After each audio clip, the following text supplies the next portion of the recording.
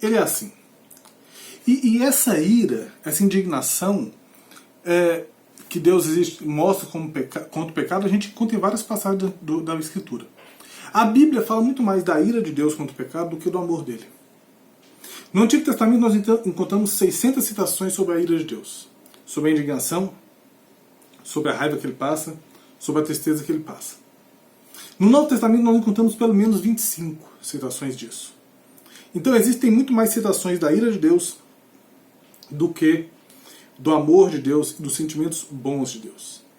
Porque Deus todo santo dia é afrontado. Assim como Bill era afrontado continuamente pelos atos do seu pai. E Deus é um Deus que se ira contra o pecado. Eu gostaria de ler alguns textos. Levítico, na verdade, né, irmãos? Capítulo 26, versículos de 27 a 30.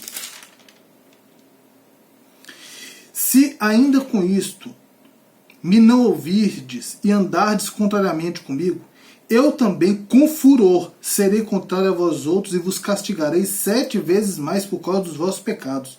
Comereis a carne de vossos filhos e das vossas filhas. Destruirei os vossos altos. Desfarei as vossas imagens do sol. Lançarei vosso cadáver sobre o cadáver dos vossos deuses. A minha alma se aborrecerá de vós. Reduzirei as vossas cidades a deserto. Assolarei os vossos santuários e não aspirarei o vosso aroma agradável. Um Deus extremamente irado.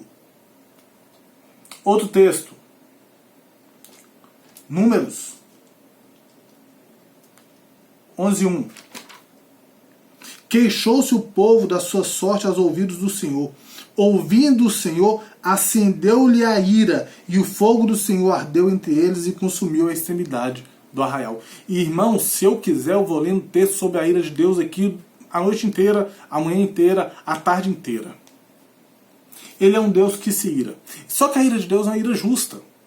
A ira, ela não é um sentimento maligno em si, desde que ela seja uma ira justa.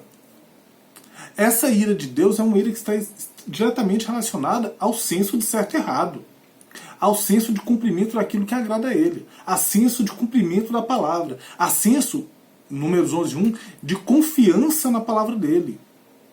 Quando as pessoas não confiam em Deus, quando as pessoas afrontam a Deus, quando as pessoas pegam contra Deus, quando as pessoas caem nos ídolos, Deus se ira. E é justa essa ira.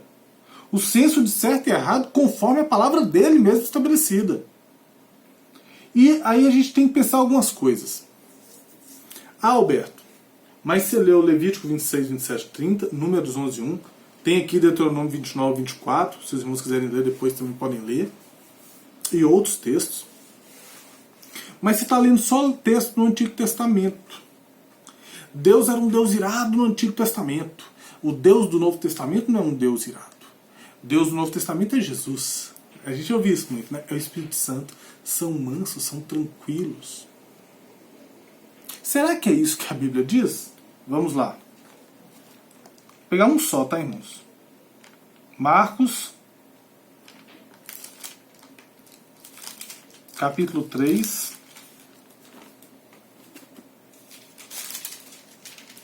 versículo de número 5. Jesus cura um homem da mão ressequida. Ele faz aquela pergunta se é lícito no sábado fazer o bem ou fazer o mal.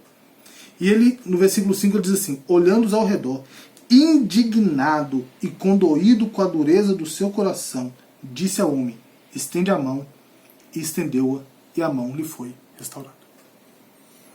Jesus ficou extremamente indignado com a dureza do coração daquelas pessoas. Extremamente irado.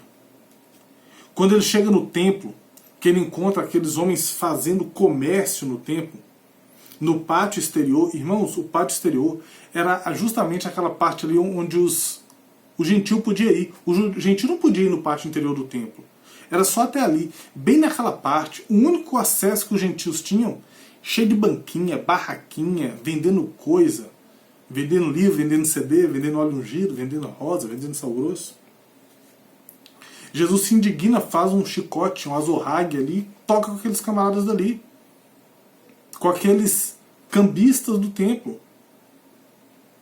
o Deus do Novo Testamento se ira igual o Deus do Antigo Testamento. Essa ideia de que Jesus é um Deus zen, um Deus tranquilinho, um Deus mansinho, um Deus bonzinho, quietinho, fofolete, essa ideia é uma ideia que entrou nas igrejas. Fruto de uma geração de homens fracos que a gente tem na igreja. Um fruto de uma geração de homens fracos que a gente tem na igreja. Homens que não têm coragem de nada. Homens que não confrontam nada. Homens que não se doem com pecado. Homens que não ficam chateados. Homens que acham que ser crente é ser frouxo. Bill não é assim. Bill é um camarada que ele fica chateado. Ele fica chateado com o errado. Ele fica triste com o errado. Porque ele viu o estrago que o errado fez na vida dele. Na vida da mãe dele. Na vida dos filhos dele. Dos irmãos dele. Das irmãs dele. Ele viu o que o errado fez na vida do pai dele. Por causa que o pai dele refletiu o comportamento do avô. Bill ficou irado. A gente tem que tomar muito cuidado quando a gente vai falar de ira. Pra gente não dar lugar à raiva. Certo? Porque a raiva é pecaminosa. A raiva, ela é pecaminosa. O que o pai de Bill sentia não era ira. O que o pai de Bill sentia era raiva. E às vezes uma ira extremamente pecaminosa, mas raiva. Deus não é um Deus raivoso, Deus é um Deus amoroso. Porém, Deus é um Deus que se ira todos os dias. Só que a ira de Deus tem características que a gente não tem. Algumas características da ira de Deus. Ela se levanta lentamente. Deus não é um Deus que explode em ira. Ele vai indo. Ele tem paciência. Ele vai segurando. Ele tem controle. Está lá em Êxodo 34, 6, 8. Às vezes essa ira de Deus se afasta. Deuteronômio 13, 17. Muitas e muitas vezes a ira de Deus é uma ira adiada. Deus pode manifestar a sua ira agora, mas Ele não faz, Ele deixa. Ele dá espaço. Está lá em Isaías 48, 9. E não poucas vezes, irmãos, Deus faz uma coisa que nós dificilmente podemos fazer de acordo com o Salmo 78, 38. Olha comigo o que está em Salmo 78, 38.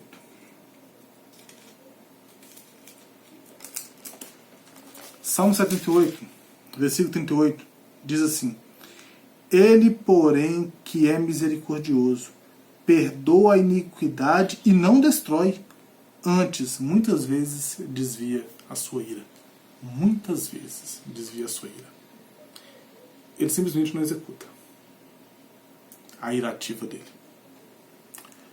Deus é um Deus que se ira todo dia. Assim como Bill se irava todo dia. Assim como os homens da igreja têm que se irar todo dia. Quando o seu filho está indo por um caminho de pecado, quando a sua esposa está indo por um caminho de pecado, quando o púlpito da igreja fica fraco, quando a igreja não tem comunhão, quando a igreja é fraca, quando o pecado toma de conta, quando a apatia toma de conta, os homens da igreja têm que se irar contra isso. Quando vê a injustiça, quando vê pessoas apanhando, pessoas sofrendo, cabe ao homem proteger. Senso de justiça, irmãos, como Deus tem. Outra coisa, então entrou. Primeira coisa que eu queria falar com os irmãos: a ira de Bill é justa. Falei porque a ira de Bill é justa. Segunda coisa, Deus se ira o tempo todo. Deus se ira o tempo todo. Terceira coisa, o Deus do Antigo Testamento é o Deus do Novo Testamento. Se ira igual contra o pecado, se indigna igual contra a dureza do coração. Quarta coisa que eu queria tratar com os irmãos aqui hoje: Deus se ira porque Deus odeia o pecado. Porque o pecado é afronta à santidade dele. Porque o pecado é afronta contra a forma como Deus quer que a humanidade funcione. Primeira mentira que entrou, que a gente conversou hoje: que Jesus é um Deus que não se irava. O Espírito Santo também se ira. Que o diga Ananias e Safira. Vamos lá. Atos, capítulo de número 5. Então disse Pedro, versículo 3: Ananias, por que encheu Satanás teu coração para que mentiste ao Espírito Santo, reservando parte do valor do campo, conservando porventura não seria teu, e vendido não estaria em seu poder? Como, pois, assentaste no coração esse desígnio? não mentiste aos homens, mas a Deus. O Espírito Santo é Deus. Ele fala, porque decidiu mentir ao Espírito Santo, versículo 3. Versículo 5, não mentiste ao homem, mas a Deus. E Ananias morreu ali. O Espírito Santo fulminou ele ali. Assim como vai e fulmina a esposa dele depois. Então o Espírito Santo também não é aquele negócio mansinho. Ele é um fogo consumidor também. Ele se ira também todos os dias. Então, primeira mentira, a gente viu que é sobre Jesus não se irá. Segunda mentira que a gente viu, que a gente está vendo agora, é que é o quê? Que Deus odeia o pecado. A gente aprendeu uma mentira na igreja, aliás, essa é a verdade, Deus odeia o pecado, essa é a verdade. A gente aprendeu uma mentira na igreja que Deus odeia o pecado, mas ama o pecador. Irmãos, isso é mentira. Isso é mentira. Mentira. Tá bem? Isso não está em nenhum lugar da Escritura. Isso encontra-se, sabe onde? Na autobiografia de Gandhi, de 1929. Que Deus ama o pecado, mas odeia o pecador. Isso não tem fundamento bíblico. Deus odeia o pecado e Deus odeia também o agente executor do pecado, irmãos. O pecado ele não subsiste sozinho, o pecado só existe porque tem alguém para fazer. Então Deus odeia tanto ele como que faz. Salmo 5,5 diz assim: Deus odeia todos os que praticam mal ou a iniquidade. Salmo 11, 4, 5 diz assim: o Senhor está no seu santo templo, o Senhor tem o seu trono no céu, seus olhos observam, seus olhos examinam os filhos dos homens, o Senhor prova o justo, mas o ímpio, a quem ama a injustiça, sua alma odeia.